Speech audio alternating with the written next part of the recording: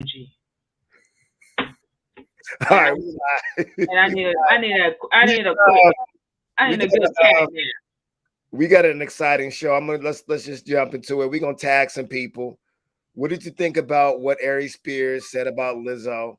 And the greater topic on that is, um,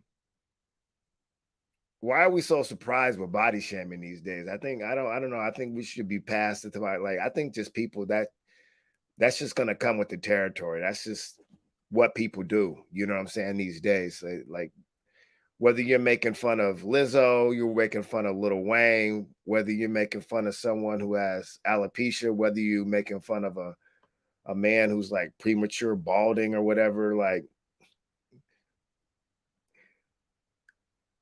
these days it's highly offensive. And I want to also, like, in the course of our conversation, just talk about how much times have changed, because playing the dozens was something that was common where I grew up at. But when is it ever when is it ever appropriate to play the dozens? I want us to talk about that too, um, because it's very common. I think it comes from that plantation, what I'm saying, auction block, humor, where you get to make fun of each other and whatnot. But it's pretty common in the black community, what I'm saying, to play the dozens or roast each other.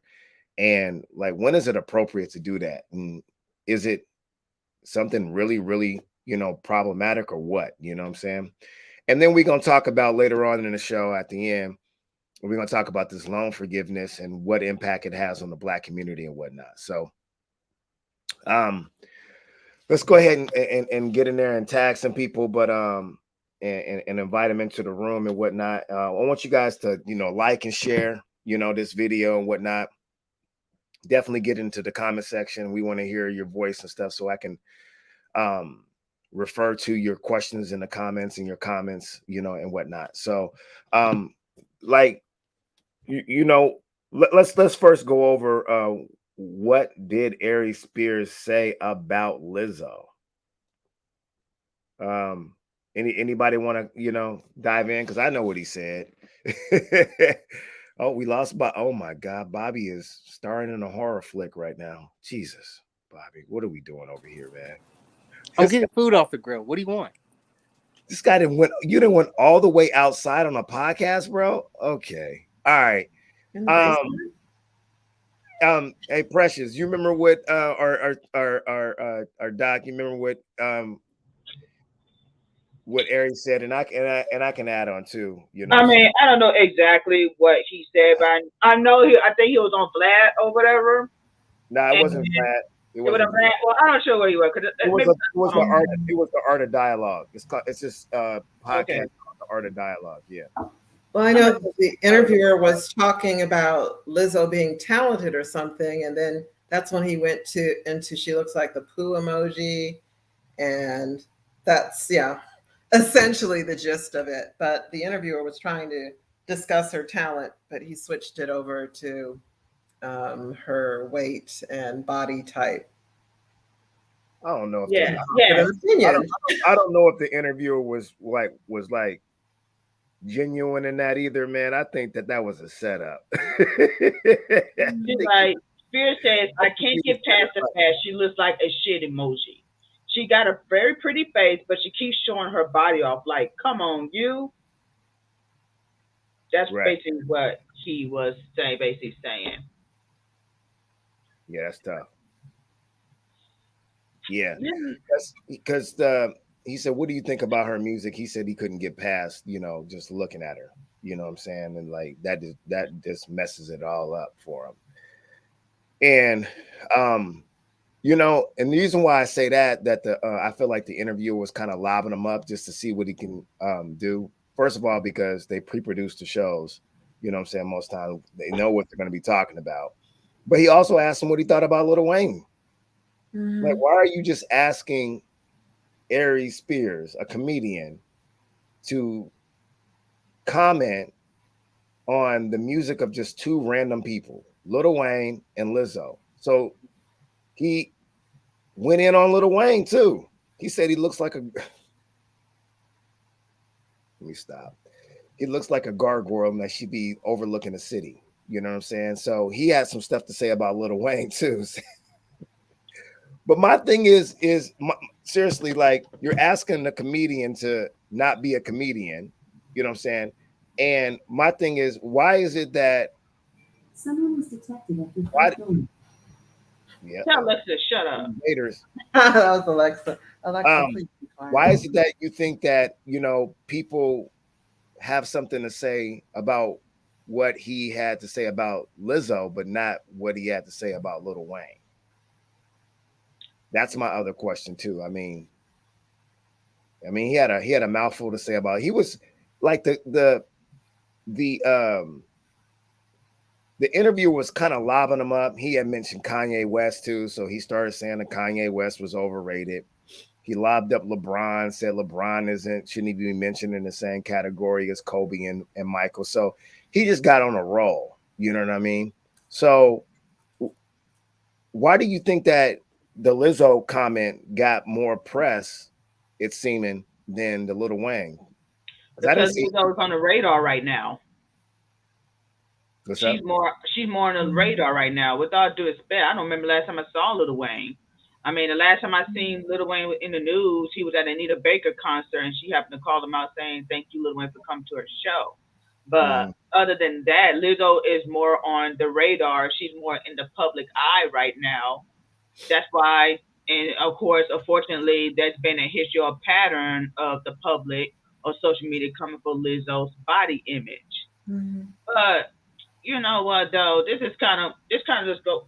Let me just say this: it's always what I have noticed lately is that it's always somebody who's not on anybody's radar coming for somebody who is on the radar. It doesn't matter who they are or what their background are. I tend to see that very, very often. And this is also one of those things. One thing, as I've been saying it for this whole time since I heard this out, one thing about a pot and a kettle is that they always come in a set. So for him to say that type of stuff is not, you know what? Let me just ask this real question. What is about asking cis heterosexual men about a female artist that the one thing they talk about is her physical appearance? It's like for some reason they'll say very little about her talent or her craft or her artistry or whatever she does in that profession. It's like they criteria of basing a female artist or any occupation is based on how she physically appeals to them. And I see that with a lot of straight men. There may be some small one who may not do that, but I've been seeing that a lot for a very, very long time. That's why, to be perfectly honest with you, and this may come up as a generalization, that's why I personally don't ask straight men about a female artist or a singer. Because more than likely, they're going to be basing on how fine she is in some shape or form, which ain't got shit to do with what I'm talking about. That's a good question. I got an answer for you. Go ahead. As a straight cisgender man, I think a lot of times we're programmed to first look at the aesthetic value of a woman more than anything. And then we let that distract us because that's what we're attracted to. So we usually lead with, since I'm attracted, to the opposite sex, we've been programmed to look at women one kind of way as sexual objects and for their aesthetic value more than anything. So it's very easy for us to get distracted. When you ask me what I think about Megan Thee Stallion, I think she's dope, but I would be lying that if she didn't even open up her mouth, I'm interested in her. I am. She ain't got to say one word. You flash Megan Thee Stallion on there, I'm gonna be interested. Like, oh, what does she do? Because she's fine. Okay, she's fine. I don't think there's anything wrong with me saying that woman is very nice to look at. She is. If she was a bad rapper, I would probably still have her poster on my wall if I was into that. I'm not gonna lie. But in this interview, he asked me what he thought of her as an art. He can't just simply say, "She ain't my vibe," and that's okay. Yeah, he did say that though, but we just didn't like his answer. He said, "I can't get into her music because I can't get past how she looks," and that's actually the same thing he said about Lil Wayne. That is the exact same thing he said about. He said, "Man, I can't even get into dude's lyrics, man. He looks like a gargoyle." And about that question, you asked a good Not question. Why? Goliath. See, I And can't laugh because I'm from Gargoyle. That's And not then right. it's so funny as how come nobody didn't come for Lil Wayne defend? You're absolutely right because there's a lot of fellas that's a Lil Wayne fan. So fellas, why do you defend Lil Wayne? I got an answer for that too. I'm gonna let Bobby. I'm gonna let Bobby get into this first, and then let Trisha get into this because I don't want to answer all the questions. I know the reason why. Go ahead. Guys, Go ahead, I y'all. think I know the reason why Y'all too. go first. Y'all go first.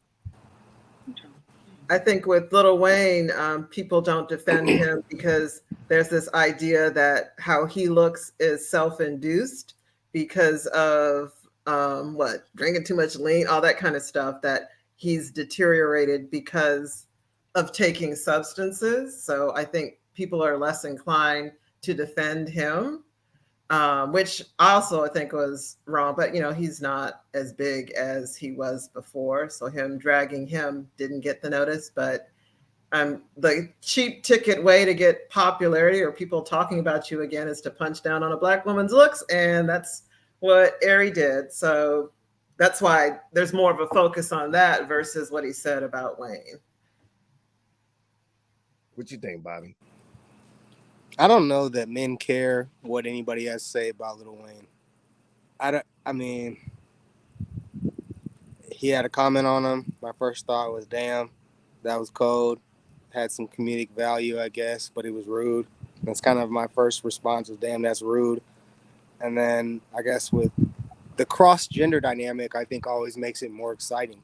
And I think that that's something that people attach or latch onto. People are triggered.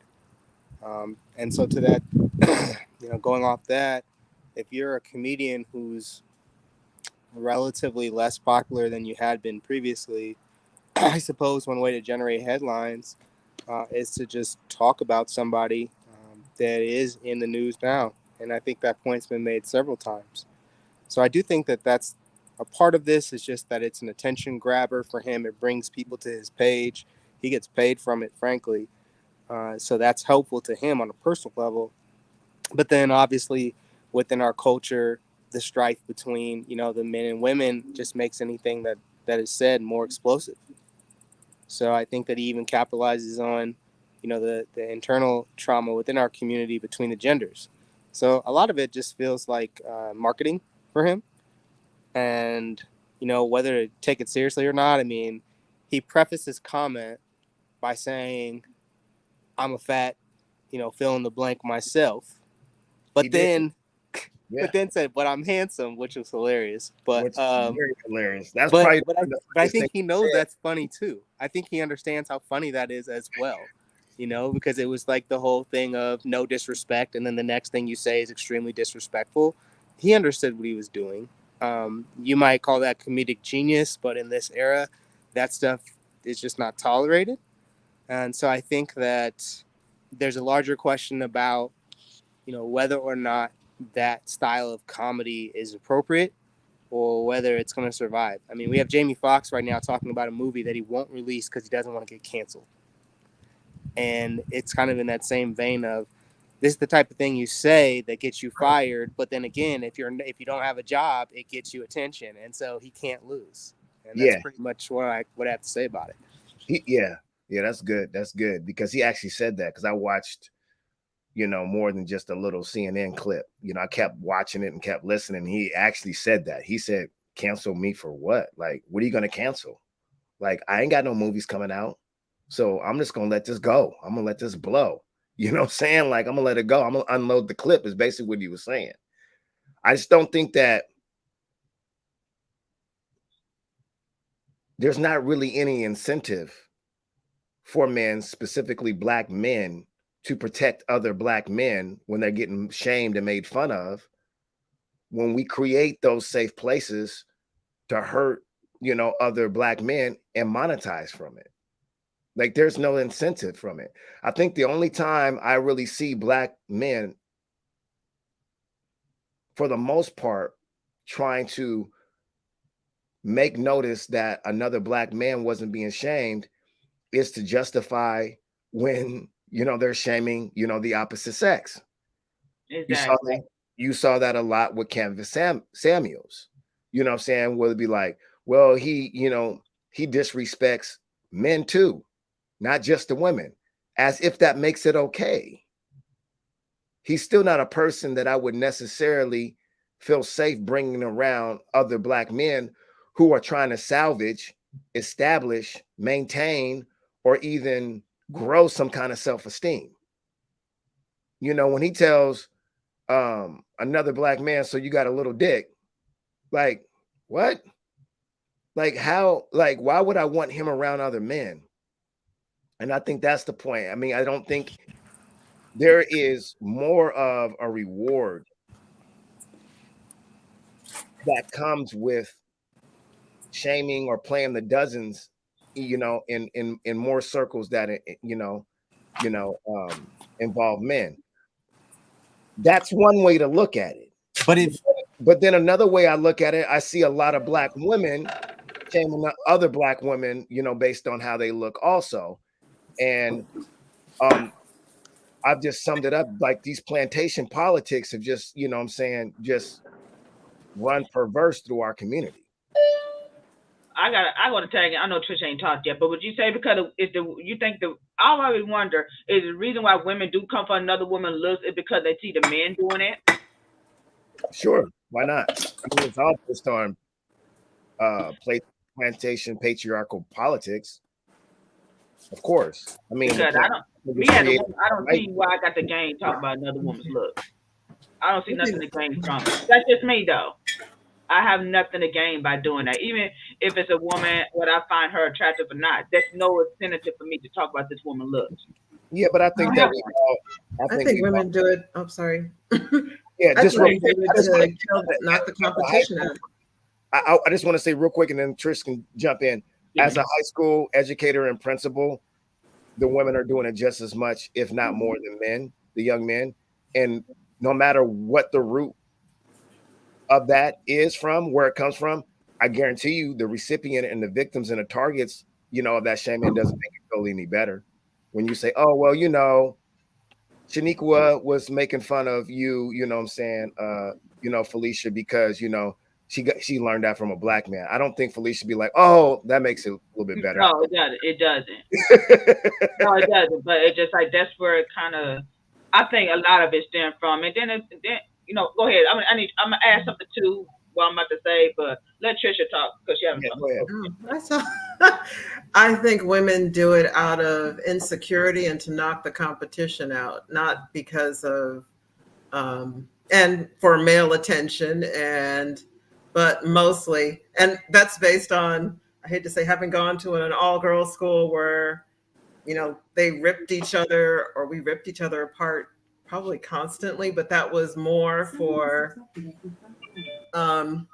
knock out your competition. You find out what your competition's weakness is, and you go for it to make them feel some kind of way out of insecurity. But I think, well, in the case when I've seen when Black boys or men do it, I don't think they see each other as competition. And that's why, unless they're competing with Black women, but I don't think they're competing with us. I think that's more, maybe that's also insecurity, to feel better about yourself, to put someone else down before they put you down. But yeah, I think it's more out of competition. But what if the triggers are just different? You know, like if you were to go on any podcast where there's a Black woman speaking and she brings up a man's penis or his job, men are going to be triggered.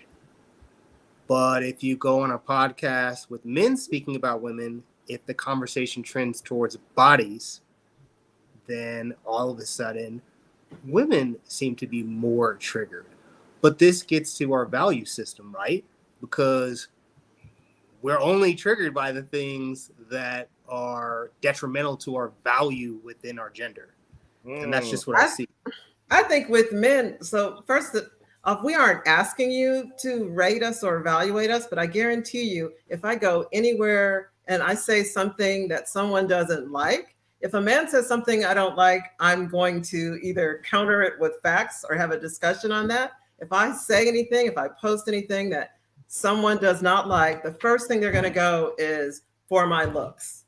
Guaranteed But that's every single time. And it's but that's like, what I'm saying. That's what I'm saying. That's yeah. your. They are like, okay, how can I devalue you? Yeah. Mhm. I mean, Particularly, yeah. it's Knock a out your female. I'll just competition. tell her she's ugly.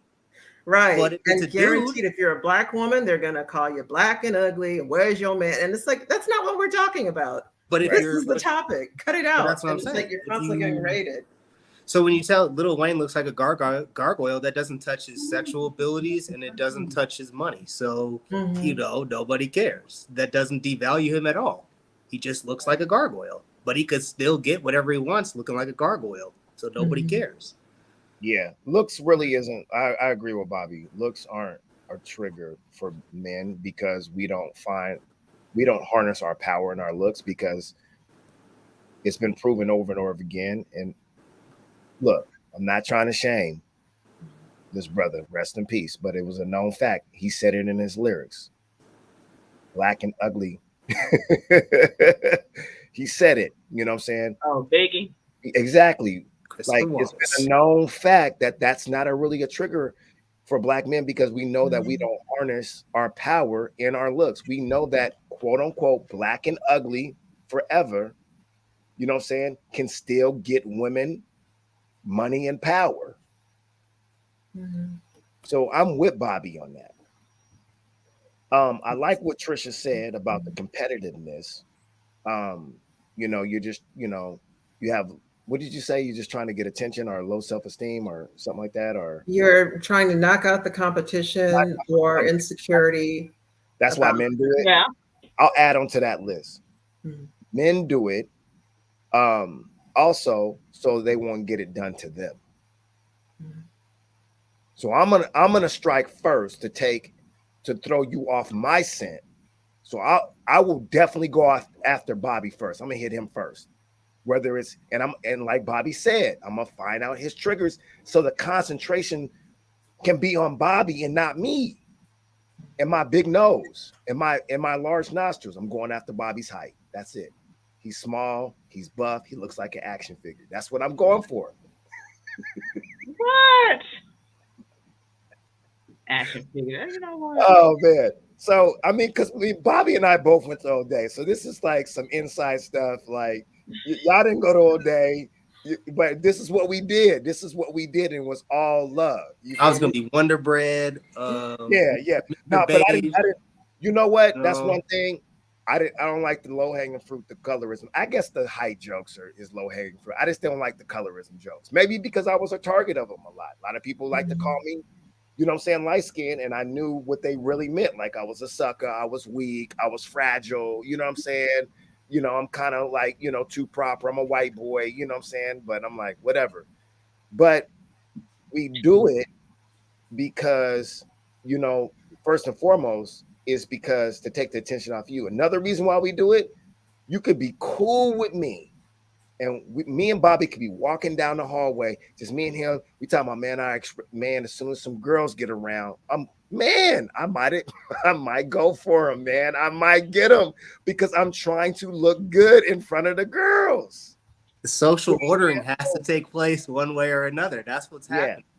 yeah. And there is a Lord of the there is a Lord of the Flies pecking order that happens in high school that is so freaking toxic. And if you are lower on that social stratum in that social ladder, just me being a student and now being an educator, I realize how hard it is. You know what I'm saying? In 2022, like it's not cool. Like my whole thing is this: it's like I like playing the dozens. I like roasting each other. I think there's value in that. But the school is not a place to do it. It's like a place of business, and that's not a safe place to do it. It's not. I would say a locker room with a whole bunch of boys to a certain extent, when if you're being responsible, is an appropriate place to do it. But at the end of the day, like shaming each other, making fun of each other, for it to be safe at the end of the day, that number one, there has to be a balance of you giving me compliments and then at the end of the day, I gotta know you love me. This can't just be out of malice. And I think it's totally unreasonable for say that people who have trauma and people who have a culture of comedy, you know, to say they're not going to make fun of each other. Like some of the best families is when like you're telling stories that someone might be a butt of your joke in your family. Like it's an ongoing joke. But we always ask, I mean, at least with my culture, hey man, I'm about to say something. Hey man, is it too soon? Oh no, don't talk about that. Like my homeboy literally gave me the green light. He flew through a windshield,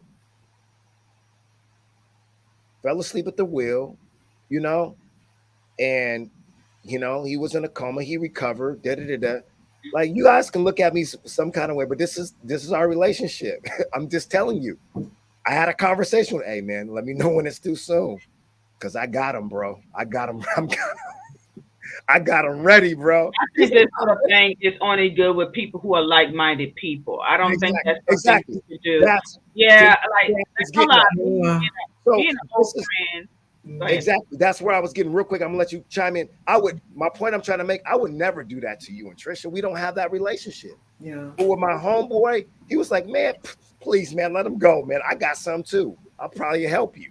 So Yeah, that is something to do with like-minded people, not people you're not that cool with or strangers with. Mhm. No, that's not that type of thing. I know me and my old homegirl, we used to roast people all the damn time. Like we used to be Mhm. ripping up about some certain people. So yeah, Yeah. absolutely. That's a like that. Yeah, we said exactly. I said some wicked shit, but Can't do it. I said some jokes I know I'm going to hell for. But Yeah. again, that's something you do with like-minded people. Would I just do this on any single body? Nah. Ooh.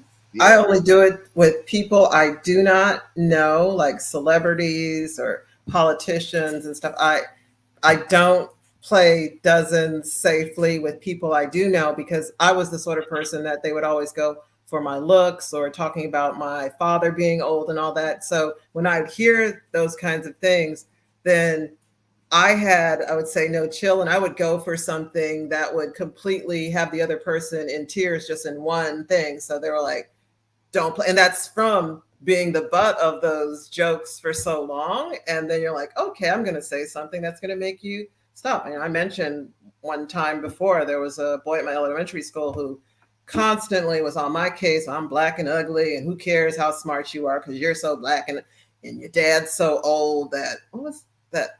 He had said that my dad was so old that there were like cobwebs in his sperm or something because we had learned this in health. And I just said, well, at least my mom, my dad, my parents aren't alcoholics like yours are, because I see you bringing those bottles and trying to empty. And I just went, and he never bothered me again. But at that point, they're like, yeah, leave her alone because she's crazy. She will say things that she's been noticing. So I don't trust myself playing that with people that I know. I prefer to reserve that for celebrities and Now, yeah. politicians. Now, as a high school principal and educators, I would said I would like that incident to happen than not. That's a good story. He clapped, and you applauded back. You know what I'm I saying? That's a did. good story. I love that story. Like, man, shut your mouth. Don't To mess the with me. point, 5 years ago, he was in my messenger or DMs apologizing still to me. And I'm like, that's been decades ago, man. I don't remember that. But he's like, yeah. I was like, how did you know? He wanted to ask, how did I know that his mom was an alcoholic? And I'm like, yeah, I just observe and I've apologize for I've calling been out word the on the name. street.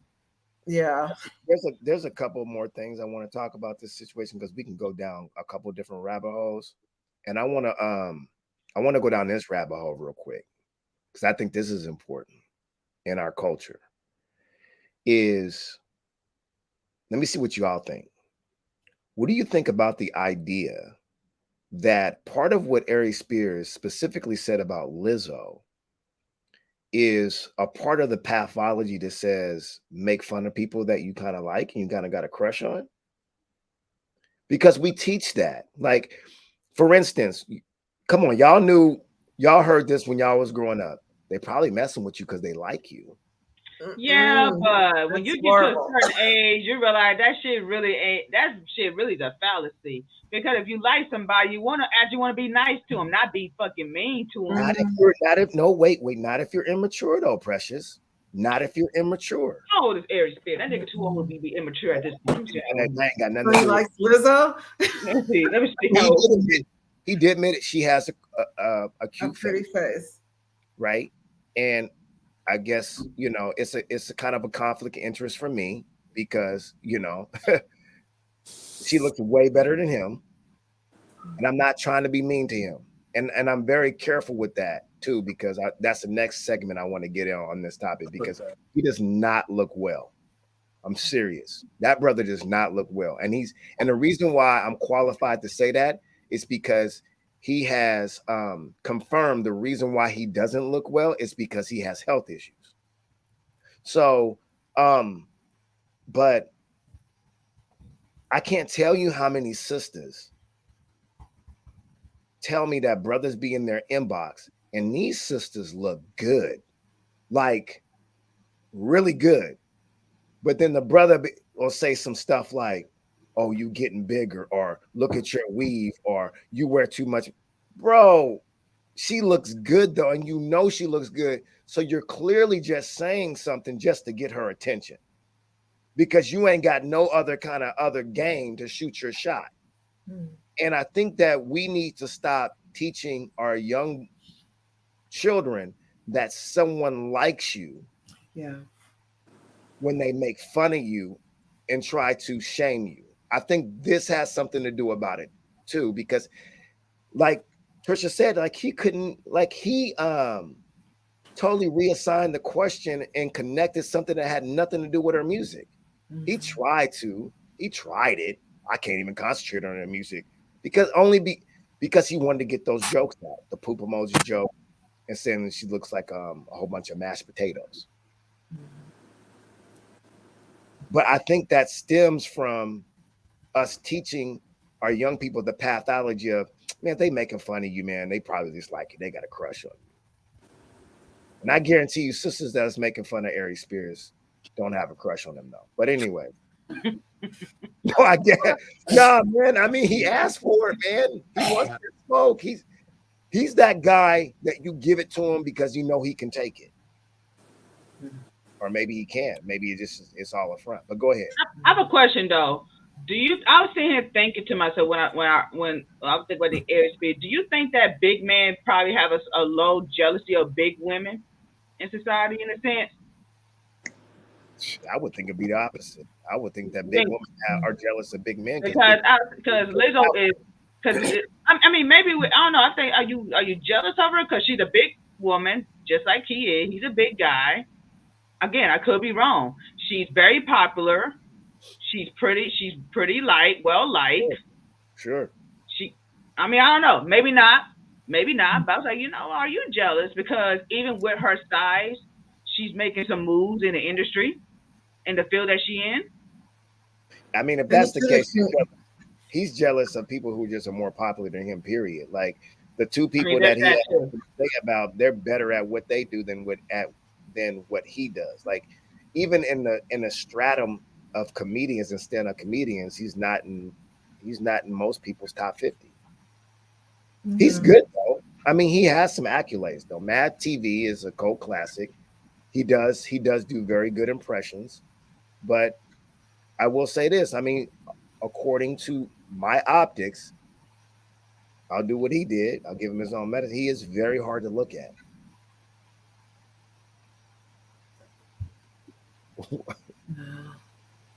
No lie, I had a guy tell me that it doesn't go against your rules, so you can go in other area. Yeah, a lot of men do that, and I ain't gonna lie to you, I don't entertain those men. It's like, look here, if you can't have a recent conversation, just say hi. Shit, that's simple. That's simple. They're trying to come up with a joke, try to diss me. Just say hi. Well, it's actually dragging her. I mean, she just got engaged. She's talented. I mean, literally engaged to a man who looks very nice. Thank you. Who's also a comedian or whatever. And he's a good-looking brother. Could have congratulated her on that, but no, he had to go to like, well, even if still like evaluating her. It's just strange, the double standard where a man is larger. Like, I don't remember people making fun of Biggie Smalls and saying, how did you get these women when you look this way? I mean, it was just, I guess we assumed based on his talent or something else that he was drawing women in, but people weren't like putting him down constantly about it. It's just strange. That's that power dynamic. Yeah, I think that goes to power. I think that a lot of people would say they knew why or they knew how. So I do think that there is a double standard, and you're right to identify it. But I think that the answers for a lot of people are obvious. I mean, you could just see this happens with men all the time. If you and I were to walk in the mall and we were to see a beautiful woman with an ugly dude, we'd be like, oh, one of two things. And you know the two things. And that's pretty much, I mean, that's how a lot of people view this. So I would just say that. But then I would also say that I think some people have a love language that's really based on being disrespectful. Like my 11-year-old, for example, you know, the way I know that she likes me is if she's talking to me, she's going to say some mean shit to me. Like that's her communication style. When she's upset with me, there's no jokes. I'm not getting roasted by her. If I'm not being told I'm ugly just like my son, I know that something's wrong. Now I'm wondering what's going on with my kid. Is she okay? And that's just the communication style that some people have. Do I think that she'll be like that 20 years from now? I don't know. I don't know that. But it wouldn't shock me if the way that she ended up starting a relationship with somebody is telling some man, you know, you really ain't shit. And then that kicked it off. That would not surprise me because she would also need to be with the kind of man who had the kind of confidence that could actually handle that. And so that gets to kind of like what Precious was talking about earlier. If you get into this routine with somebody and they're not prepared for it or they're not cut for it, you can actually hurt them. You know, like you can actually do damage to them. And I think that what's unfortunate is that there's people like Logic was saying, you come from a family where this is just normal or a culture where this is normal. And then because it's normal in my house. My house too. She might walk out here right now and say, boy, ain't nobody want to hear your voice or see your totally normal. And that would be normal. That would be normal for us. That would just be our day to day. But if that person walks out into the world and they go into school, which is one thing I'm proud of, she doesn't do this in school. She doesn't approach people like that at school. But not everybody has that hard line where they understand there's a time and a place. And I think that is the overarching lesson, is that if that's who you are, time and place, let's not apply this to people who aren't prepared for it. Yeah, and just to bring some perspective, to it is we see it a lot in the Black community. Like, I know a Black woman really likes me. With your big ass head. With your big ass head, Logic. Or I know I'm really, really funny. Like if a Black woman says, boy, you so stupid. You stupid. And then they throw a nigga in there too. I'm winning, nigga, you stupid. Oh my goodness. Especially back in the day when they used to drop the R word, that was tough too. You know what I'm saying? So it's like it's a part of our culture. I don't know about Trisha and Precious. I think I think y'all already know this exists, but a lot of this is this masculine patriarchal culture of like we're used to it. But like Bobby said, I have to know there's a time where you set it aside and be like, no, but seriously, like when people are really serious with you, man, that's a good point. I never thought of it like that. That is true. We don't joke around. Like when I'm really upset or disappointed or hurt by my children, I don't be calling them all the stuff that I be calling them when we're good. I really don't. And they be like, okay, this dude's tripping. Because I always tell my children and my family members when I stop getting on you or making fun of you in my family, probably don't care about you too much. Like I'm pretty much in like, well, why you ain't said nothing about me, man? I'm like, I'm not really off you right now. You know what I'm saying? Like, Why are you so quiet? I don't, yeah, you know. But I got that from my grandfather, though.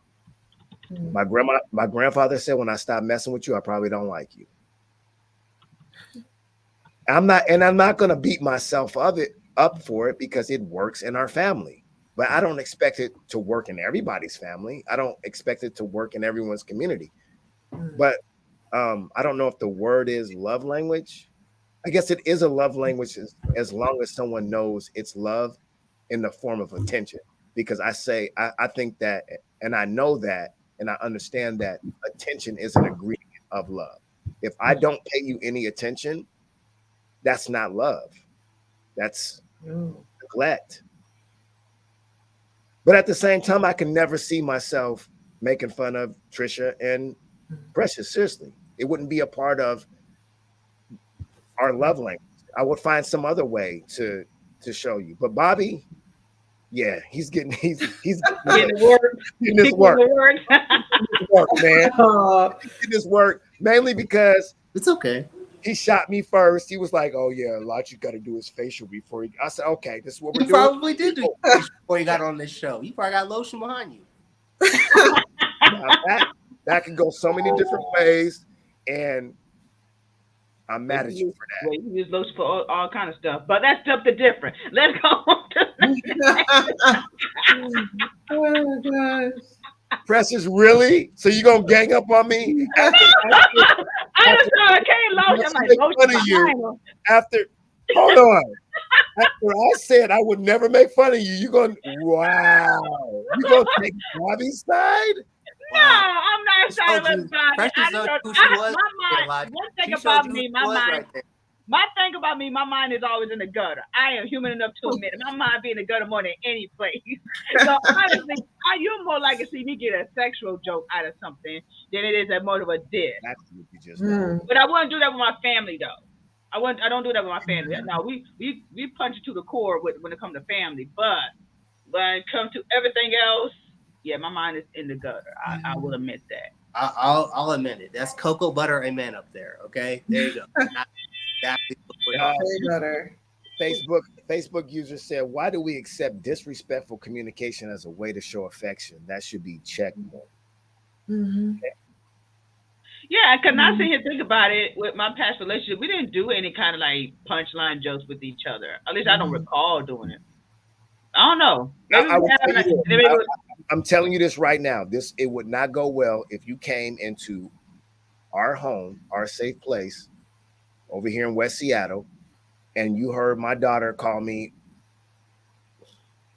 My daughter will walk into the room and be like, "Dad," and be like, "What? You are ugly." And I'd be like, "Oh no." Oh man, I gotta do this to my dad. Kids better not ever try that. No. And she would just be. Sometimes she'll say it with a straight face. Sometimes she'll say it laughing. It would not go well as an outsider in that blended community if you tried to check my daughter. Like, what are you doing? Like, that would not go well. Like, oh no. Just playing. I do have an anecdote that's important, and I think that it's really on point for that whole idea of somebody else coming in from the outside. So when I was in college, my two roommates were also Black and biracial. And so our house, we just didn't believe that there was anything that you could say that was racist. So one guy was Black and Asian. One guy was like Black and extra white. And I was Black and Italian. So we had this house where basically I would come in the house and then Michael, the tallest guy in the house, would say, "Oh, the moon cricket's home." Like, people would just say whatever, like that was the type of stuff people would say. That's too far. No, this is important. This is important. This is important. Because when people would come in, you're right, from the outside, it was, you would be like, maybe don't go there. Maybe don't do that. So one of the guys, the Black and Korean guy, had an Asian girlfriend. And so whenever she was over there, Josh was still getting called Mr. Miyagi and all that stuff in our house. And this person took it personal. They remembered it 10 years later. So my friend Josh calls me and he's talking to me on the phone. And his girlfriend said, "Who are you talking to?" And she's like, oh, he's like, oh, I'm talking to Bobby. And she's like, that fucking racist. And it was so funny because I was like, wow, like this was something that we thought was safe between us, but we brought someone in from the outside and we weren't, and it wasn't safe. Right. It wasn't safe for them. I see what you're saying now. It wasn't safe for them. It was safe for us. We were okay with it. None of us, we don't remember any of the jokes that we told each other. We don't remember them. It didn't hurt anybody. That's why you got to listen to the end of the story. But that person came in and they were damaged. And this person 10 years later was asking for an apology. So I apologized. And they said, you're still not forgiven. And I said, that's personal. Now that's on you. I've apologized. You know, I'm sorry that you took it that way. Because I was definitely having fun with my roommate. No, and I see it both ways. And you just so happened to be there, but it was fucked up. Yeah, I think you know, I'm not trying to provide judgment, even though it could look like fine. No, even though it could look like judgment, but I guess when you get that result, because she didn't accept your apology, you're out of pocket. I guess so. Yeah. But there's nothing to do with lesson, though. That's a good lesson. Right. And that's what I'm saying. So you have these communication styles with people, and then third parties come into your space, and now they don't like the way that you do it there. And you're just like, this is what we do here. What's the problem? Yeah, as a man, I got to watch that when I have, like, when, you know, where women are in, you know, in the cipher, in the circle. Man, chill with all that locker room talk, bro. Like, we're not trying to hear all that, bro. I'm not trying to hear about your crass sexual escapades. Like, we're in mixed company. Like, don't do that. That's not cool. That's better. You know? Would that be considered code switching? Absolutely. Yeah. More light in here. I mean, it's just like what homegirls like. I don't know. I wouldn't feel comfortable. Let me think. I'm pretty good. I don't know. It would be kind of like the equivalent of, like, if I'm with a whole bunch of divestor sisters, Cynthia G, you know what I'm saying, you know, supporters, you know. But then again, I'm different because I wouldn't want them to stop talking because I'm there. It would be it's my responsibility to leave if I don't feel comfortable because of the power dynamic. So, but I have been in fraternal circles, not talking about, like, you know, frats, but fraternal circles with men where, like, for instance, like with people who are in gangs, if I didn't feel safe and I didn't feel like that culture was for me, I'd get up and leave, man. I'm good. Because that's some intense culture right there, man. Like, gang culture is some street family culture. That's some intense culture. I'm out, man. Because next thing you know, someone might want to just shoot a friendly fade. I'm not really trying to do that right now. I'm not just trying to fight someone friendly. I don't fight friendly. I'm out. You know what I mean? Yeah, I don't know how people can do that. Yeah. I've seen that growing up a lot in the world. I said, "Ooh, no, I can't do that." I don't know if Bobby can speak to it, but I think that's something really unique to men, specifically black men. I don't know if women just fight casually, but men will fight casually. Well, let me take that back. I knew some chicks that did in junior high. Let me take that back. I actually do this. And they're still friends? This is not last I checked it. That was years ago. I don't know what they say. Men will literally fight, be done, and be friends. I've seen women be friends months after, weeks after, but not just instantaneously just turn it on and off. You better be playing fire. I'm like, well, it's a girl. I'm like, girl, you better than me, baby. That was a part of the roommate out. That was a part of the roommate agreement as well. That was a part of that as well. And by the way, I do not like that culture at all. I do. That was a part. I just can't physically fight someone and then be cool with them. I can't. Yeah. Yeah, because fight is a survival mode to me. You know what I mean? Yeah, I was out. I'm sorry. I was out at Garfield Centennial, like one of the Centennial parties, because Garfield High School turned 100 years. So I was up at Tony T's, And I was walking around after the party was over at this little sports bar or lounge or whatever, right? And this dude said, "Man, you walked past me like 3 or 4 times and didn't say something to me." And I looked at him. He said, man, I was watching your podcast and everything. It was this dude that I had fought in high school, man." And I was like, I was like inside of me, I was applauding him, but I didn't do it on purpose. But had I seen him, I probably wouldn't have said what's up to him, because that's just how it is with me with that. But I applauded him because he was just like, "Man, we grown now. We like 46, 47 years old, man. What's up, man? I watch your podcast. I've watched your podcast before." I'm like, "Oh, okay, that's what's up." You know what I'm saying? But um, I want to get to Keela's comment. She says, perhaps that social media algorithms feed into the negative comments in a way that didn't happen back in the day. How much do you think social media plays into what we say about each other? Not too much. I just think if anything, because it's social media, it spreads. It's like wildfire. It goes a way wider range compared to just staying in the neighborhood or in that moment. Social media continue to rehash. Like, how many times have you seen social media rehash the same old ass shit over and over again to get a negative reaction? Right.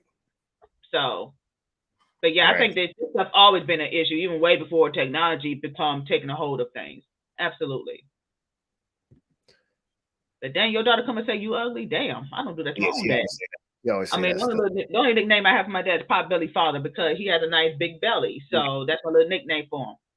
You gotta ask her. That would not have happened in my house. You know how cold it was in my family growing up in Cincinnati. My grandfather, a very dark-skinned black man from Hartford, Connecticut. Feel me? It was a double-edged joke, man. It was a combo. So he was climbing up a tree, right? All right, see where this is going. Go ahead. He was climbing up a tree to cut the branches, right? On a ladder, right? You feel me?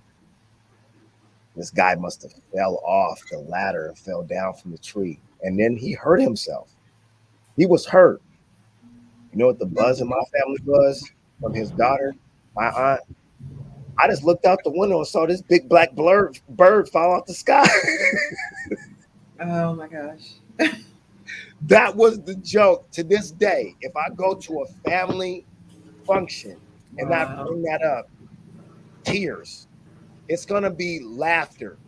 And it was not only making fun of someone who got injured, but it was a colorist joke. It's a colorist joke. So it was that fell out. Wouldn't have gone well. Wow. See, got you, Trish. See, that would not have gone well in my house. It was raised very strangely. We couldn't swear. No one was making.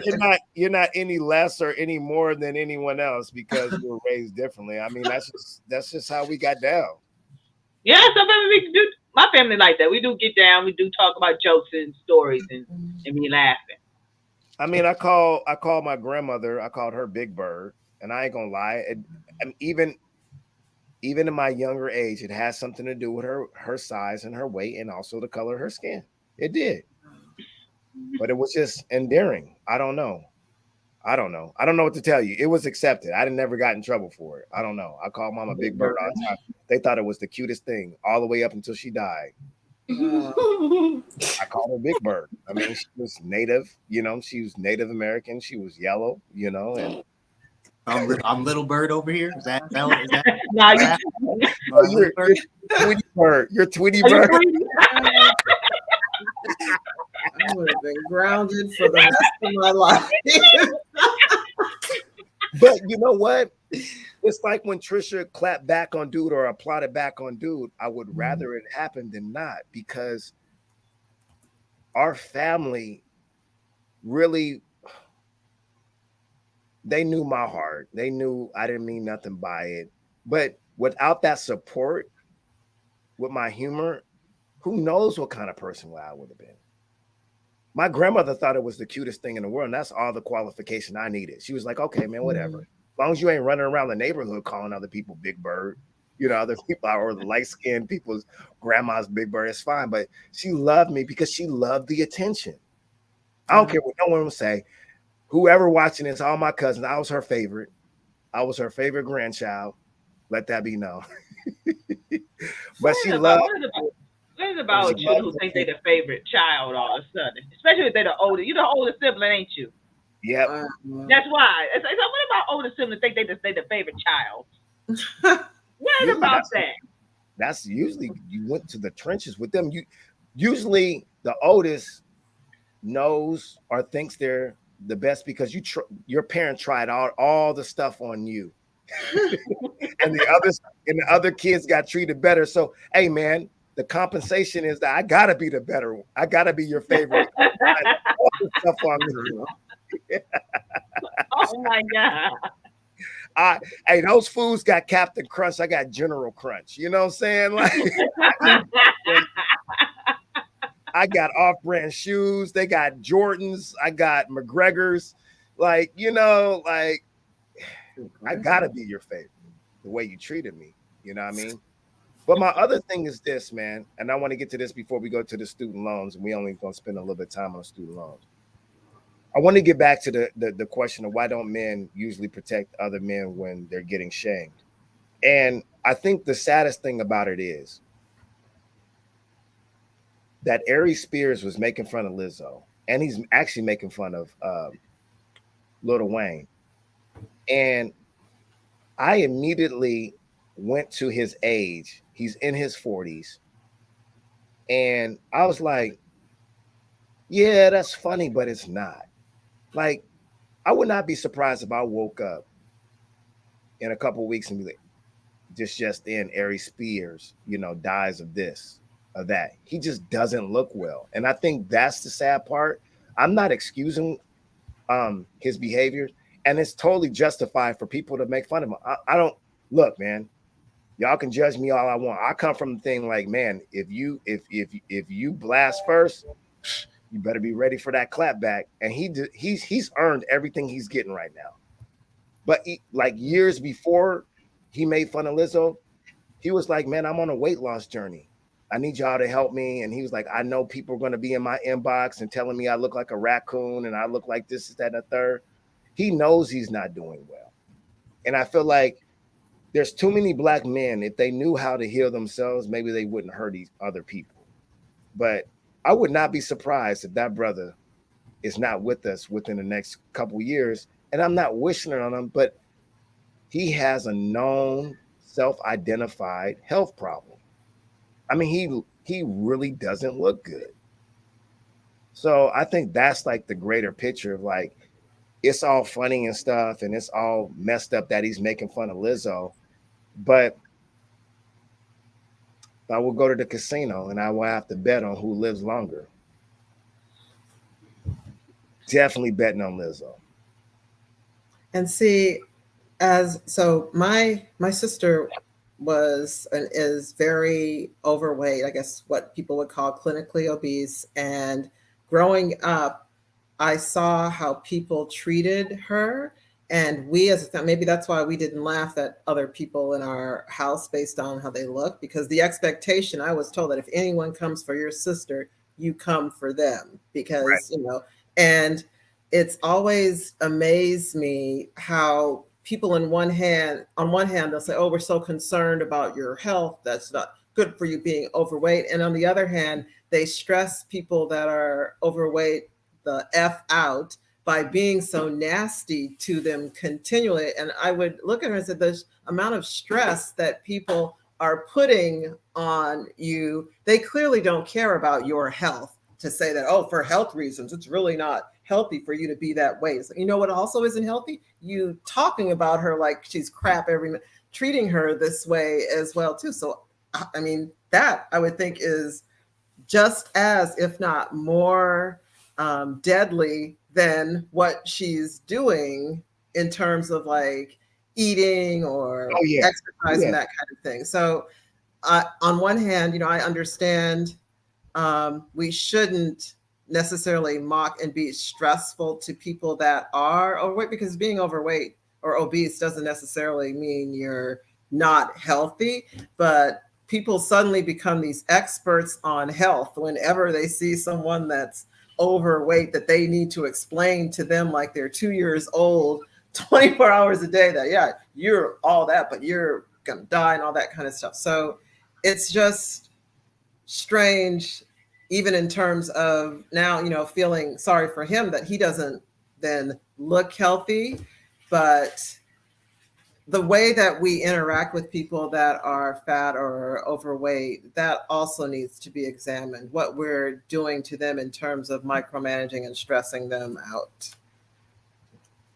Yeah, that's a good point. And also, I'm not sure about everybody else, but I'm not sure about anyone else on this panel, but we was raised not to make fun of big people or fat people because it wasn't good manners. I mean, it's so common in our community. It's very common because I remember as a kid. Now I just had a flashback. I remember this little corner store back when I was maybe 5, 6 years old, and my dad always would take me every time he come home from work. He always take me to the store because it was just around the corner to get like a little snack. My snack was Rice Krispie treats, so he would take me out there to get some. And there was this big black guy, really big, and I think now that I'm older, I think he was a USPS worker. Now thinking about it, I can't remember I see the uniform now. And I remember as a kid, man, that's a big man. And my dad said, Pebble, you can't be saying that type of stuff. And he literally made me go and apologize to that man for the comment. I said it so loudly that it's not nice to talk about people who are big. So that's why I never made fun of people who were big, because it wasn't polite to do. But I don't know. I was a young kid, so I didn't do it again because it was kind of bad manners. Yeah. That's just my story. That was my little story. I was just told if anybody called my dad and told him I was a bully, he's gonna beat my ass. End of sentence. There's the lesson. That was enough for me. So what? My dad said to me, if anyone ever tells him I'm a bully, he's going to beat my ass. That was the end of our conversation about all of this. It was very simple, very streamlined. And we still talked about people, but I just made sure that I never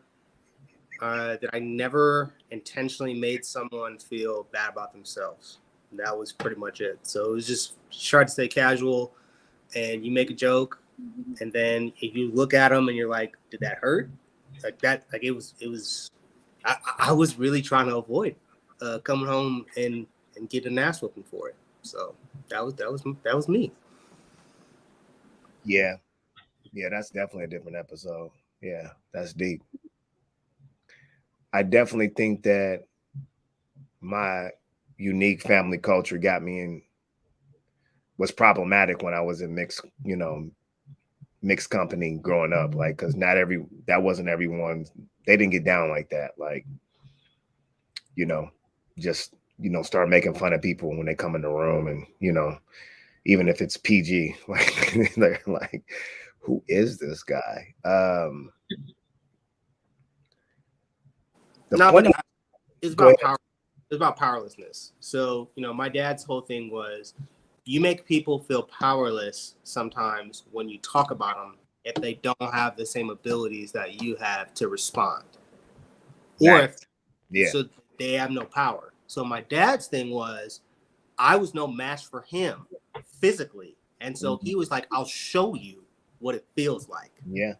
And that was his point. So it wasn't this that he was going to whoop my ass. It was that he was making a point.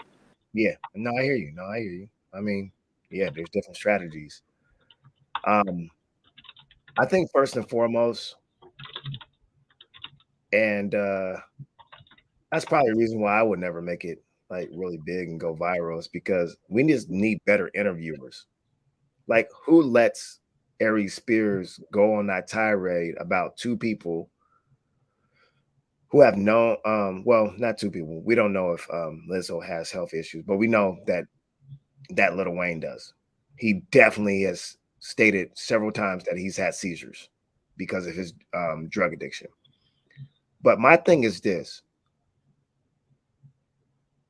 what's the quality of interviewers that you have, feel me, that allows a person who has admitted, like Aries Spears, that they have health issues and look like that, get away with a comment like that without follow-up comments like, hey, but Aries, man, what about you not looking so well and you've admitted that you have health problems? I think having that conversation would help us getting closer to like to draw some kind of balance. Because okay, so the balance would be like, yeah, you want him to say, there's a crowd that wants him to say these humorous things about Lizzo and Lil Wayne because that crowd thinks it's humorous. But then there's another crowd like us that says wants the interviewer to say, but how you doing, brother? How are you doing? Because I'm gonna be real, since you have no stripes about commenting on other black people, I'm gonna go ahead and say, hey man, you don't look too good. And you've said it in the past that you've had health issues and that you wanted your supporters to help you, on this, and you smoke cigarettes and you're drinking a lot, you know what I'm saying? How are you doing, brother? Like, I think that's what we need. We need more responsible and mature interviewers too in these situations, because I feel like a lot of people are lobbing stuff up for likes and views so they can monitor. Absolutely. Absolutely. Absolutely. I think that's kind of one of the biggest problems because like I don't know what show it is, but I'm pretty sure whoever tuned into that show all probably have the same train of thought of how they view people like that. Like anyone who, cause I don't know what show that you even talk about. I don't know what show that is. It's the show is called, and I'm gonna promote him. You know what I'm saying, as a black business owner. The show is called The Art of Dialogue, and it's always cringeworthy to me because a lot of his content and material is asking people who slept with Tupac, and it's kind of weird to me because I'm not saying I don't know how else to say this. I just don't find the journalistic integrity and value of constantly asking people who Tupac slept with.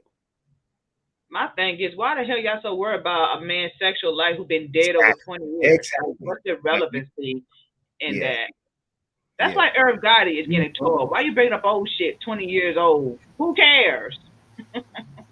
Yeah, I see some of the titles of the Art of Dialogue, and I don't think it's something I would watch. Things like Puffy was a swinger, Keith See? he details disturbing gay Illuminati party he went to. Yeah, I'm not doing that. You know what I think? That black people are addicted to sensationalism. They like anything dirty laundry. I ain't gonna say just black people. I think it's society in general. People love any type of negative publicity. They are attracted to it. Any dirty laundry, anything that's spilling the beans of a celebrity, whatever, they are drawn to it because I think some people are just obsessed with celebrities and hearing these type of things, negative things about them, make it seem like you're just like me. You got problems and dirty stuff just like I do, but yours is worse than mine. I think that's really what people gravitate to. They don't want to gravitate to something positive or something that can actually be some sort of an enlightening conversation. Some people are not really drawn to that type of stuff. Sea talk, yeah, like I see talk. We talk about some real shit on this show. We talk and touch down on things. Maybe we may crack a little joke here and there, but the point is, we keep our conversation for the most part is pretty mature. We ain't worry about who the hell Tupac slept with. Who cares? Tupac was a dime in his day. I mean, I'm pretty sure he had plenty of ladies, but who cares? He's gone. Tupac was definitely a slut. We know that. We don't have to go into it.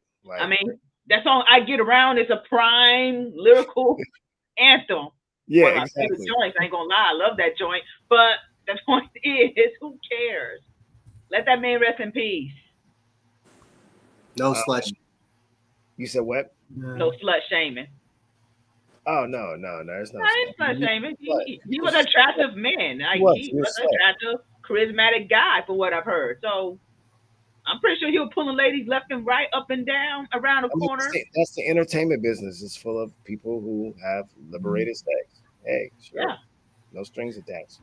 All right, let's transition. Let's get into this loan forgiveness real quick. We're not gonna spend too much time on this. Mhm.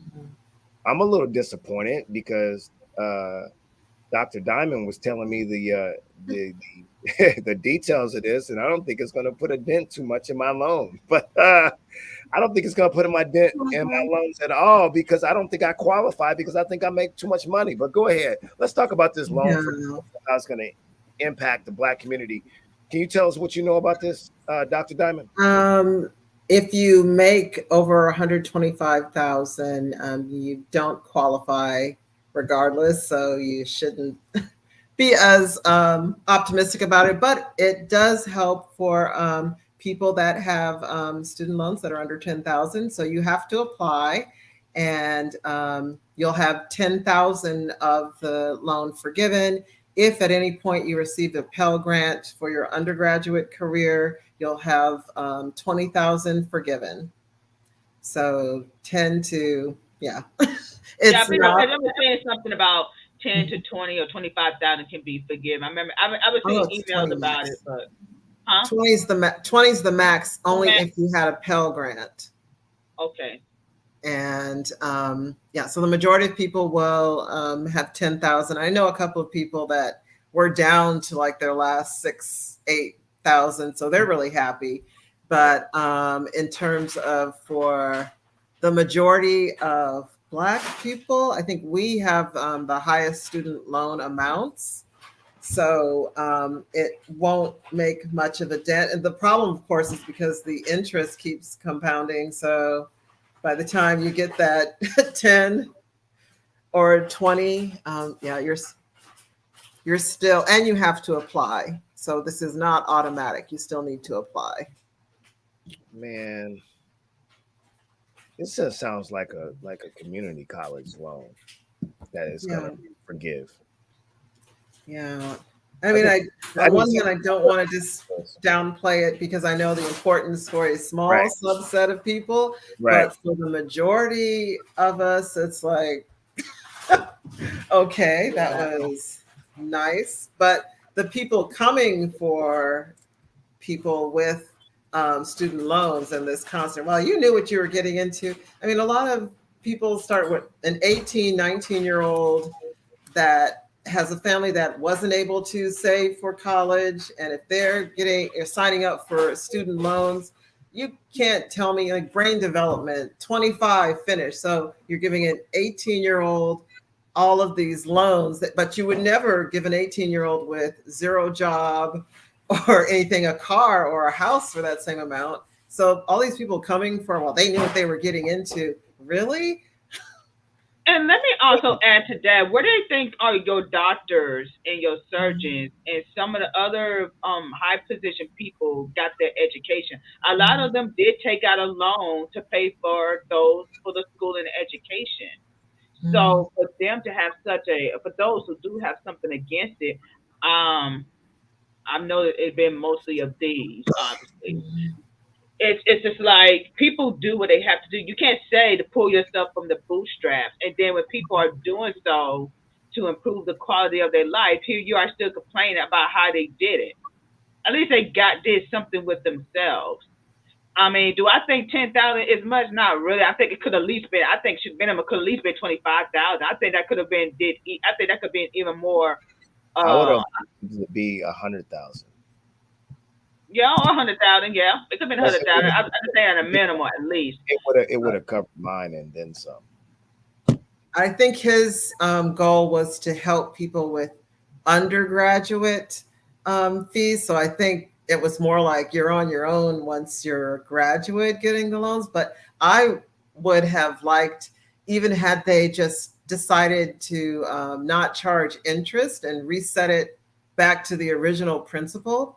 I have friends that, well, one's a dentist. Now she's up to 300,000 in student loans, but when Ooh, she graduated, it was 150,000. And this is to become a dentist, which we need dentists. we But do. even with her paying, with the interest still compounding, and I think she had a forbearance for a year during COVID because her practice was, but, and everything was still set to zero, but still before that, with interest compounding, we're really it's like placing people into wage slavery if they have, I guess, the misfortune of deciding that they want to pursue a career to, like in medical professions, law, all those things. It's just really sad that it wasn't more. I would definitely say this. I'm more happy for this than the Juneteenth holiday, in my personal opinion. I think this should have came first. Yeah. I think this should have came first, in my opinion. This should have happened first, in my opinion. But yeah, I think this could definitely. I think it. Granted, 10,000 is kind of still a low number, but it's definitely a good start in the beginning, and I could tell it is because that just explains why a lot of people are up in arms, especially those who are like, well, I paid off all my loan. Well, good for you, damn it. That's one less bill you got to worry about, and I got some fresh cookies in the oven for you. Good job for paying off your damn bill. Okay, like if that's $10,000, $3,000, man. What's like? Where did you go? Green River? Like that's not an undergrad degree. I don't. Yeah, I don't know what that. I don't see how that's even making it in undergrad. Yeah, I guess. Yeah, it sounds more like community college, or maybe if you went to community college for 2 years and then transferred to a 4-year university, and you've already been making payments, then 10,000 is probably really going to help. But I have my daughter look into it because she got a AA from Bellevue, so it'll probably help her. To be honest with you. Yeah. But hopefully people remember you still need to apply. I'll try and put the link, but you still must apply. It's not automatic. I think a 4 years at O'Day is more than 10,000. 6,500 a year when I went there. See? Wow. See? Ooh, damn. See? Yeah, so we were the cheapest private school, though. I know. We were You must have an awesome endowment. What'd you say, Bobby? We were the brokies of the private schools. Yeah, we were the best. Incredible. I think we still are. Would you say it was worth it though? Going to a private school compared to a private. Compared to other, I'm saying. Yeah.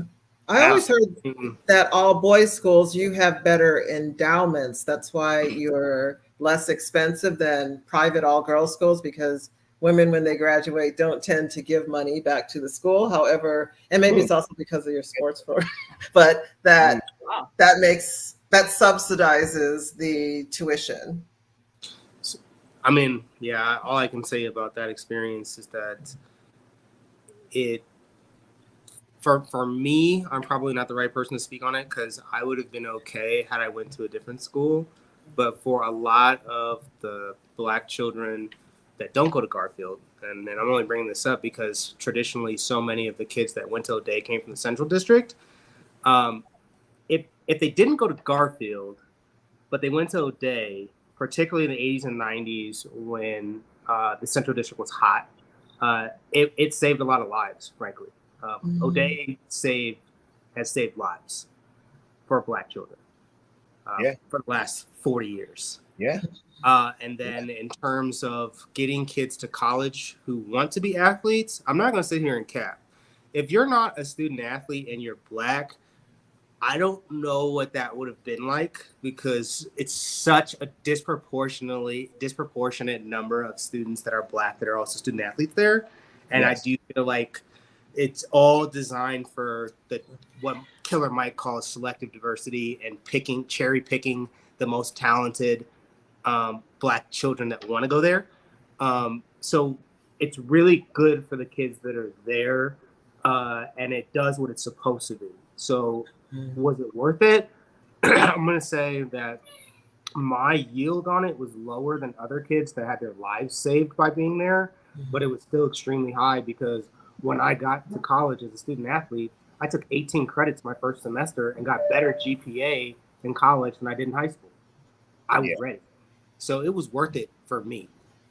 But the problem is with institutions like that, and this goes to the student loan problem, which is why I brought it up, is that it makes the rich richer, right? So if you're a Black person who's talented and you can go to O'Day, then you go to college and you're probably a scholarship recipient. But if you can't go there, then you probably need a loan. And so there's this thing that happens where our most talented people in our community can overcome some of the different isms without the loans. But the people who are just normal, they end up bearing the burden. And so, if you went to Garfield, you weren't an AP student, you weren't an athlete, O'Day didn't want you, then you got to community college, then you took out loans, and now you have 30 or 40,000. And if you graduated from a public institution, it's probably not a private college. So now the question becomes, do I need grad school? And now, we're hearing that these loans are designed to help people who kind of got it done in undergrad. But if you're Black, you need to distinguish yourself from white people. So you probably needed grad school. So it's this self-defeating problem. Whereas for me, I was a student athlete. I got an athletic scholarship. I went to high school knowing that was the goal. I didn't have loans until I got to law school. But that's not typical in our community. And so it's like, I feel like particularly some of the complaints I see from people outside of our community, particularly with the racial, they add the racial element that Biden's doing this for Black people, is that they're upset. They are upset about the redistribution of wealth because they understand that this will give Black people an opportunity to participate in the crass capitalist economy with Airbnb and all those types of things. Because if you can get, when I applied for a mortgage, the thing that hurt me wasn't the fact that I made $60,000 and not 100. It was that I had 70,000 in academic debt. So if you were a person that had, let's just say you had 30,000 in debt and you're 20 out the door, you're in a better position now to own a home or get a car or whatever. And so I do think a lot of people won't say it out loud, but they're upset because they feel that Black people have been given an opportunity to participate in the economy. And not just the Black people they value, the student athletes, but the everyday Black people. And that's the issue that people have. They don't have an issue with their favorite basketball player who didn't go pro getting his student debt wiped because he had to pay for room and board. They don't have an issue with that. They have an issue with the Black guy they don't know that wears a do-rag, that works as a mechanic. They're upset with him. That's deep. I never looked at it like that. That's a good point. I definitely agree with that one.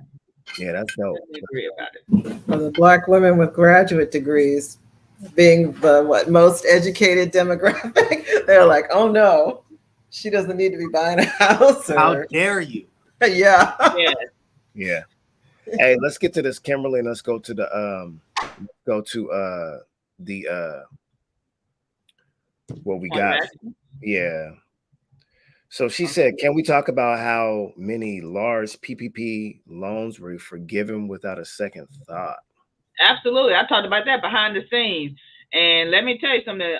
Twitter was litting them folks up. People who beat people who opposed this new student loan forgiveness bill that just got passed, they were litting their asses up about all the PP loans that they had. They had hundreds and millions that have been forgiven already. And how dare you have the audacity to get mad about a 10,000 student loan forgiven when you had hundreds and thousands, millions forgiven on your behalf.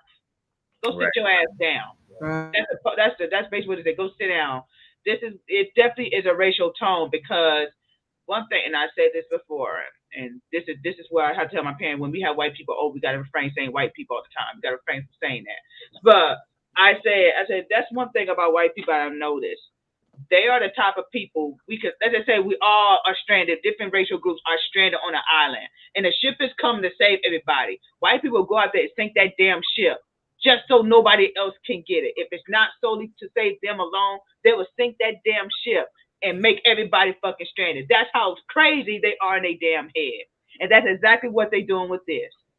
Okay. This is exactly what they're doing. Also the same with the banking crisis, because I'm pretty sure back in 2009, at 8 and 9, we saved banks or probably a lot more than student loan forgiveness. So the two together, PPP loans and saving, because they were too big to fail. Shouldn't your populace also then be too big to fail by forcing them into wage slavery with student loans? Yeah. But isn't it kind of like the affirmative action thing where we're fine with legacy students? but we're not good with racial disparity or remedial measures. It's kind of the same thing over and over. Folks are willing to have entitlements and privileges for themselves, but if they're applied to somebody else, then it's a problem. Yeah, See it all the time. Right. So we talked about Aries Spears and body shaming, and Lizzo and Lil Wayne were his targets. We talked about just playing the dozens in the Black community, and we just now got finished talking about loan forgiveness and how that impacts us. Like, what's your plan of action? I'll go first, man. My plan of action, I'll just, I guess I'll tackle both of them. Like with the loan forgiveness, I think that anytime that you're getting a loan, I think that you need to just stop signing stuff and then figure out like the multiple alternative ways that you can pay for something other than a loan. Look at if you're eligible for some grants or something of that nature. Because these loans are cold, man. Sally Mae, she's a monster. Is that hoe still around? Uncle Fred. But what I said, she's not a hoe. She's a pimp, by the way. But I think that you need to like have some people in your corner to say, look, and I'm not, as an educator, of course, I'm not against going to college, but college ain't for everybody. That's a form of slavery. Debt is a form of slavery. So when you're looking at it, now I see it for what it was. Just because you get accepted into a college, that's good. That's an accomplishment because you work for it academically. You met the GPA requirements. But sometimes they're going to accept you. Someone's going to accept you. I'm going to throw out my little rivalry joke. I mean, because WSU will accept you. They accept everybody. they'll accept you on the drinking scholarship. I mean,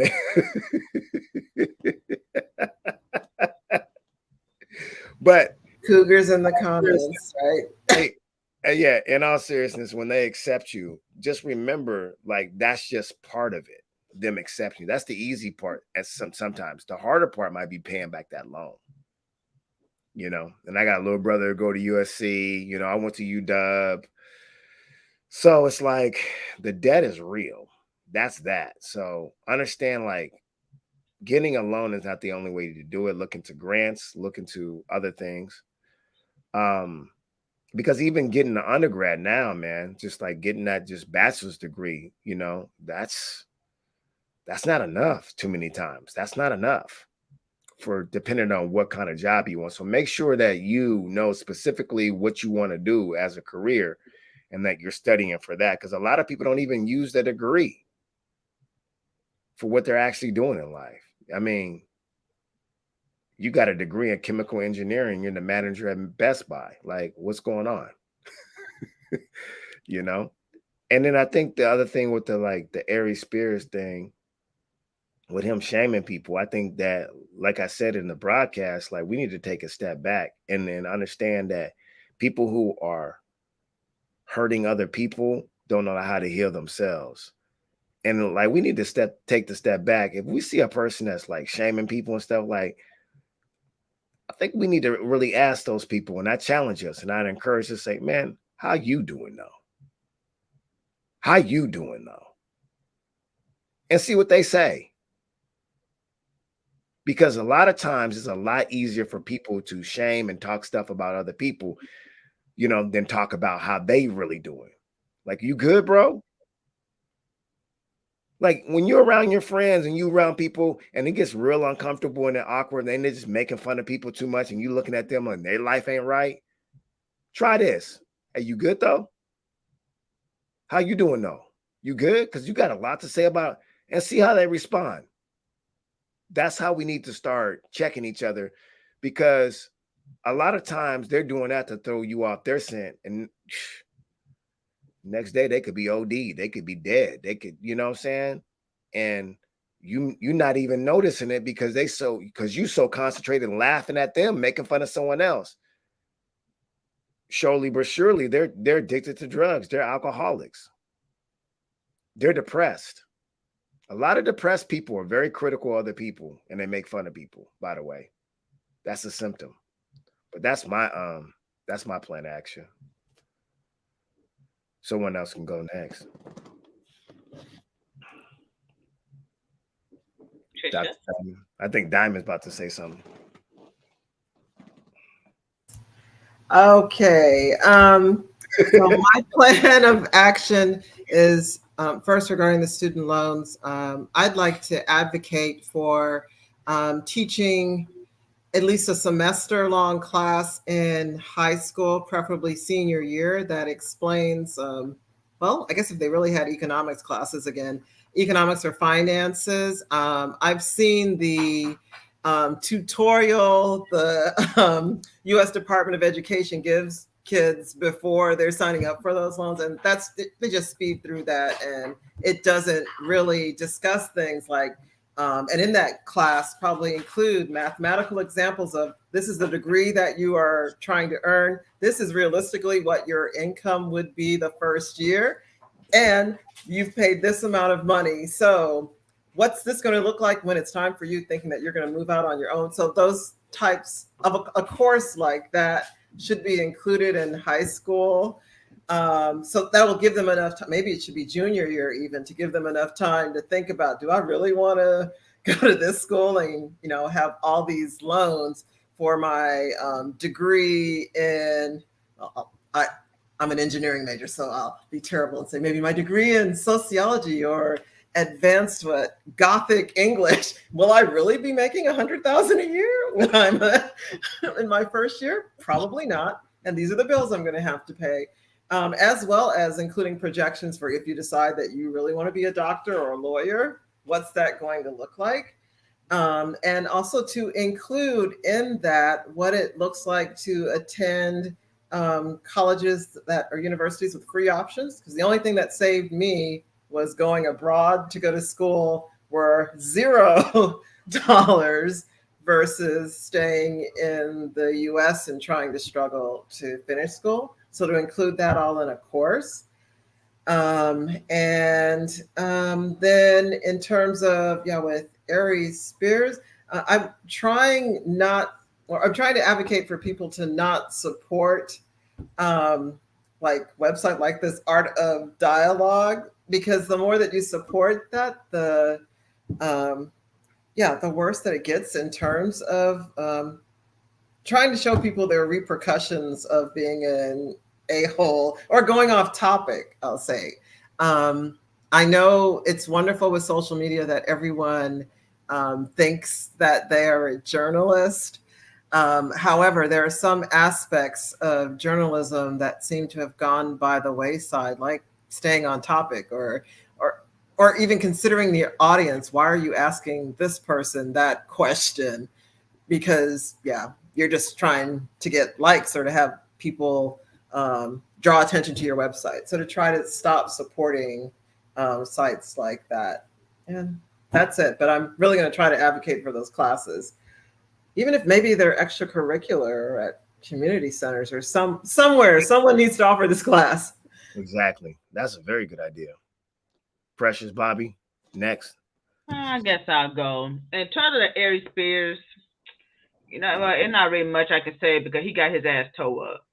Like, they really fucked him up in social media. Like, that's really ain't nothing much to say. I find it interesting that he came on. I heard he did a response to that and calling women bitter and stuff like that. I said, no, sir, you the real bitter one, because you said what you said, and you the real bitter one here, because you the one coming over trying to respond, trying to save face. But anyway, if people who do that type of stuff, those people are normally miserable people. So I'm glad that Lizzo went on and got her award at the VMA. I don't know what she won for, I didn't watch it. But while she was on there accepting an award, you was at home probably scratching your ass, okay?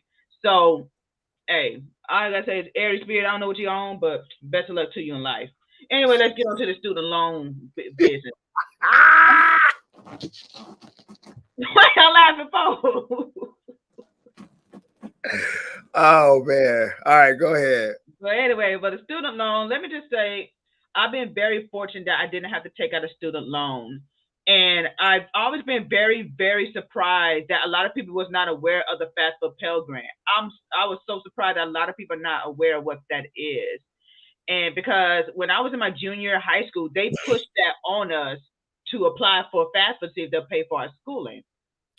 So we already did the paperwork, I think, spring semester of my junior year to be, it was fall to be ready for the next year. So that they can submit, the whole school submit everybody FAFSA for the local community college. And let me talk about community colleges real quick. I feel community college get a bad rep. I feel a lot of people trying to downplay community college because community college really where it's at.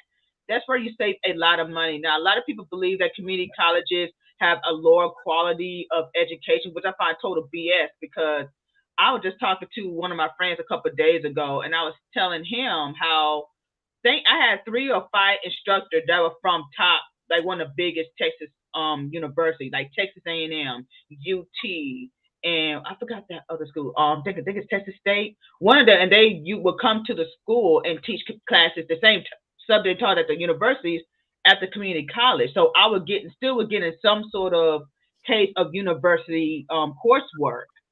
So I think people definitely need to look into Pell Grant, and there's so much free money out here. It's not even funny, but it does take a lot of intensive research. I'm a research bookworm in itself. That's why I was able. See, if I know what I know today, instead of going to the local community college in my town, which is called Central Texas College, I would have went to Austin Community College because Texas has their own grant that will pay for any trade or anything that you wanted to do. They will pay for everything for it if long you graduated from whether another college or graduated from a Texas high school. So I think people definitely need to research a lot if they plan on going to college, that they research very intensely before you pull out a loan, because there's a lot of free money out here that could easily pay it out for you. So this student loan, granted, it's 10 grand. I don't think it's enough, but it's a good damn start. But yeah, I need to put the link down. I was so shocked a lot of people didn't know what FAFSA was. So that's how I was able to get my associate and my bachelor's, and I got a certificate for the hell of it, and I had to pay a dime, except for little fees here and there, like for a book or when I had to do my internship. That's the only thing, and even that was like only $200. That was nothing to it. So I think for people who do plan on going to college, please do some intensive research of not only the money you're going to use to the money you're going to use to pay for your schooling, but also have a plan of how you're going to go about your college career. Because I have worked in higher education for 5 years, and I know that a lot of people made a lot of bad choices or decisions going about it. Luckily, I was able to save a few and say, do not do it because this will set you back. You'll be wasting more time and money, and that's not what you want to do in college. Or you'll probably pay a big price for it down the line. So people definitely have to be realistic about their collegiate goals when going to college. And that's my take on it. If you want some advice on that, please, you're more than welcome to DM me or reach out to me. I could definitely hook you up and tell you how to go about that. That's good. Bobby bringing up cleanup after Precious dropped the jewel. Okay, you're muted. Oh, we can't hear you. Silent film. Okay. I guess I just want to talk about family wealth in our community, specifically with respect to college. So there's a thing that happens where if you truly come from a situation that's difficult, then it's likely that you'll be able to get your college experience funded, and we're happy about that. But it's also the case that for many Black families who I guess have jumped some of the hurdles that our other families have not been able to jump yet, college can be the thing that actually pushes your entire family trajectory backwards. And that's one of the things that's not talked about enough, because if you're Black and wealthy enough that you can't get financial aid, but you can accumulate $60,000 to $100,000 worth of debt, and then you want to work the same job that pays you, less than $100,000 a year, and we're just using that number arbitrarily, but basically a fee where you can't make more than the interest payments, then you're actually going to take your entire family's trajectory, and when I mean like lineally, like descendants wise, like you're going backwards. And it's important for us to realize that and understand that there's no easy path for us to overcome all the different things. And college is not going to do that by itself, particularly if you get so far in the hole that you can't jump the next hurdle, and you can't put your child in school, for example. You can't put them in the schools you want coming up. And then we know all the things that happen if you have to send your kid to a school in school districts. That's not ideal. And that's exactly how easy it can be to take your family from on the come up to now falling. And it's unfortunate that happens. And I'm just going to end by telling this little anecdote. My cousin Jalen Palmer, 17 years old, he's a certified pilot already. He happens to be black. Michael Jordan's foundation reaches out to him to give him a scholarship, a full ride to college. And they ask him to fill out a FAFSA form. He fills out the FAFSA, and Michael Jordan comes back. His foundation comes back and says, your family makes too much money. Jalen has 4.0. Jalen is a certified pilot. But because he didn't come from enough struggle, a guy who makes $1 billion selling shoes to our community, his foundation decided that they were going to pay for school. And what's interesting about it was that if you were to remove one of the incomes from the home, they would have qualified. And this is the thing that's so nasty about any sort of grant, any sort of FAFSA, anything that our government does, going back to TANF and welfare policy. If there's two parents in the home and those two parents are successful, it's always counted against the black family. It's always been counted against the black family, and it continues to be. And it's just something to be aware of.